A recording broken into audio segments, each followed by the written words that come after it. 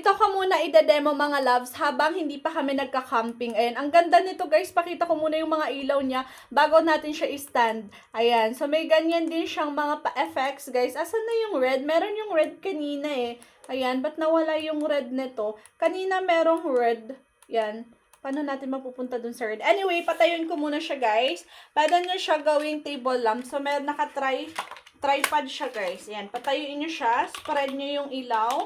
Ayan, or pwede rin, control nyo na lang yung ilaw niya. Yan, in fairness, guys, kasi, yan, bumababa siya ng hanggang ganyan. Yan, kita nyo ba siya? Nilawan niya. Tapos, if ever naman gusto nyo nung isang kulay, yan. Pero actually, dapat ganun yun. Yan. Pang ilaw natin, pang lamp lang. Tapos, ito, yan. Kung gusto niyo ng parang bumubugang, parang apoy guys, ito na yun. And if ever nalalabas kayo, yan. Ito, may gagamitin kayo pang flashlight, mga loves. O, diba? Sa mga nangangailangan nitong light na to, pwede rin sa bahay to kasi pwede natin gamitin kapag na-brown out to. Ayan, o, diba? Or kahit sa bahay nyo, sa mga garden, diba? Yan, i-check out nyo to sa Yellow Basket.